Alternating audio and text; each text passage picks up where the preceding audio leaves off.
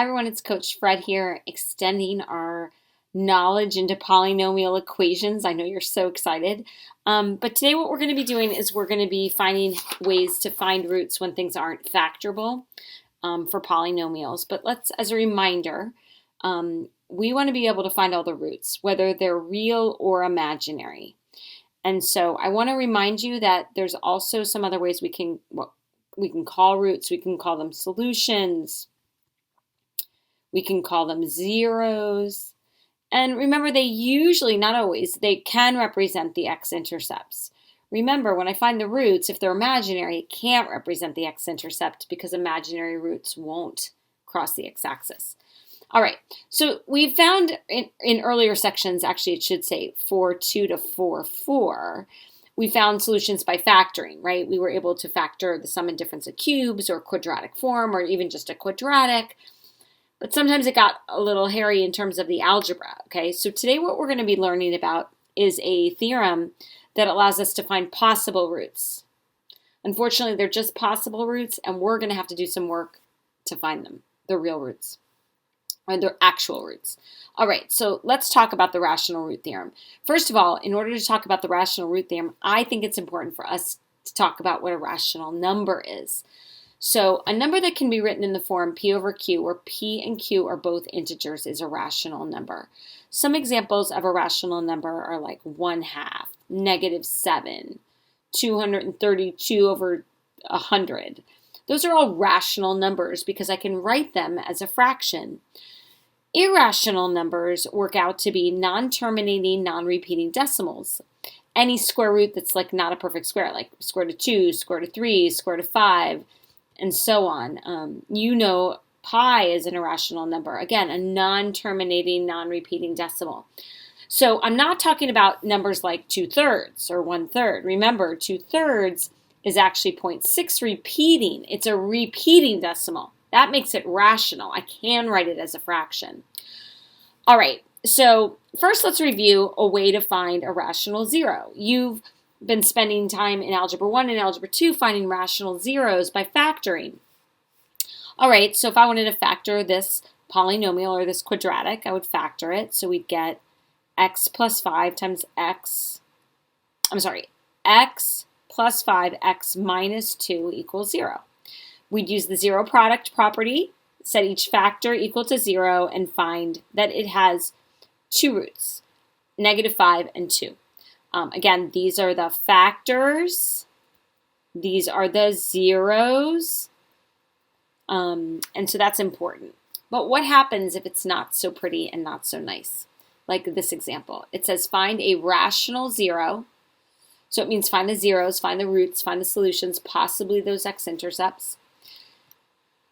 This isn't factorable. I couldn't use grouping here. It's 4 terms. I try to group. I don't see any patterns to it. Could I guess and check numbers? Certainly could use some guess and check method. You could probably graph it, but what if they don't go through an integer value? All right, so we need a strategy. We need some guidance. So we're going to use something called the rational root theorem, which helps us make a list of possibilities. It doesn't tell me which ones they are, but it gives me smaller options to do a guess and check through, okay? All right, so let's start there. All right, so the rational root theorem basically says that if you have a polynomial, and listen, I'm giving you what's in your book, but it's kind of, if you have a polynomial with integer coefficients, there are a limited number of possible roots, and rational roots must have a reduced form p over q. So it's giving you all this, mathy language.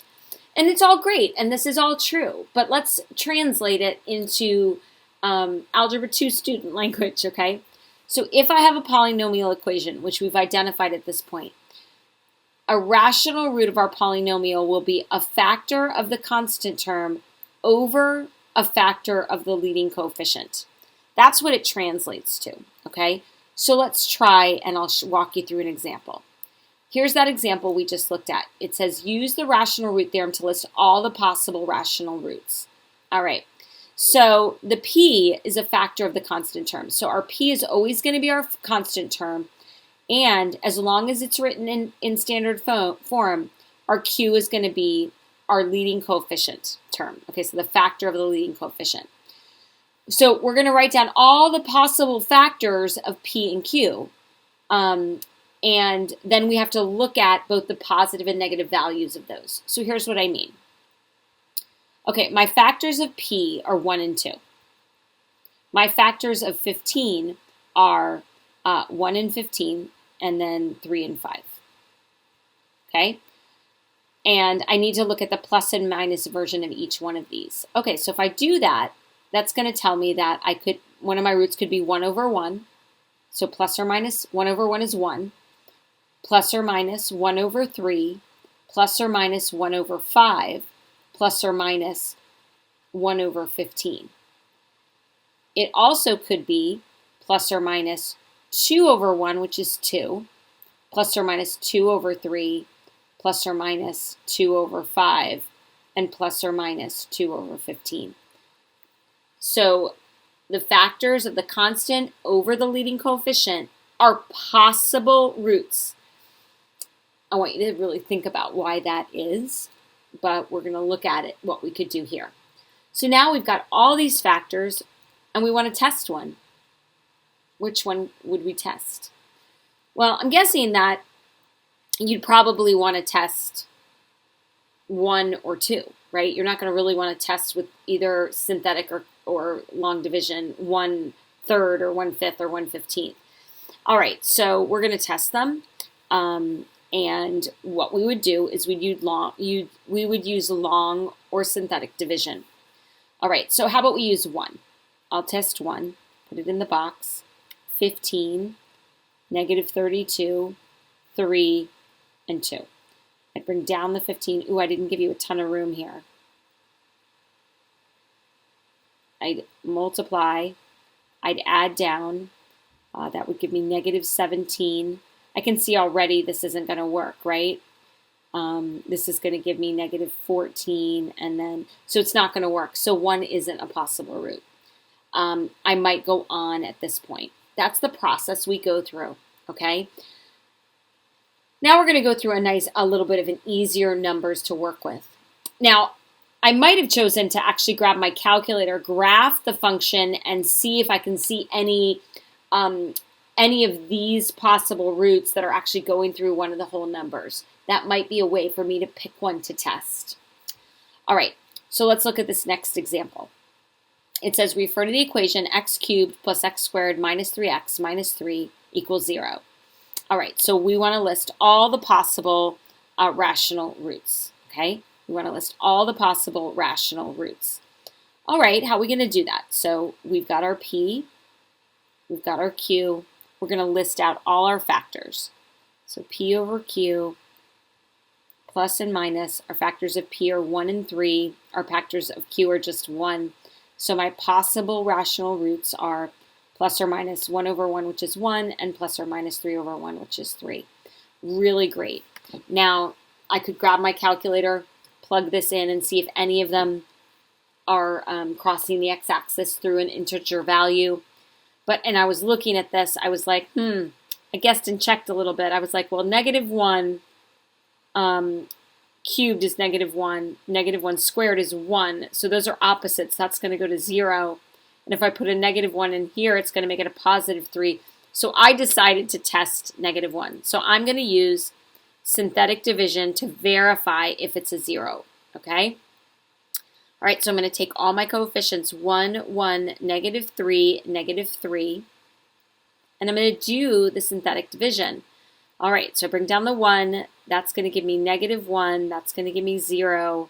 That's going to give me 0. That's going to give me -3. -1 times -3 is a +3. I've just confirmed. I got a remainder 0 that confirms that -1 is a root, okay? All right, so I've got my first root, -1. Now, remember, we called this the depressed polynomial. That could be a factorable equation, so let's write it as a polynomial. That's going to be x squared, because we always go down 1 degree, 0x minus 3, so it works out to be this. So I want to see if it's either factorable or solvable. if I set this equal to 0, I can actually see that x squared equals 3. Take the square root, so x equals plus or minus root 3. So my other two roots are irrational roots, okay? All right, the last question, it's not in your notes, okay? But so my roots are plus or minus 3 and negative 1. The last question I would really like you to ask is find the factors. Okay, now remember, these are the roots. So that tells me the factors would be x plus 1, x plus root 3, x minus root 3. Okay, and so those are the other factors. All right, so remember, factors are like one step prior to that. All right, I could check this, couldn't I?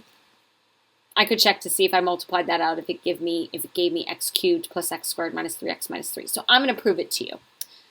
I would probably multiply these together first because that is dots. It's the difference of squares. So I only have to multiply the first term to the first term and the last term to the last term. That's going to give me x squared minus 3, and that's x plus 1. You could use the area model at this point if you wanted to. I'll do that quickly. So x squared minus 3 and x and 1. That's going to give me x cubed, negative 3x, x squared, and negative 3. Putting those in order,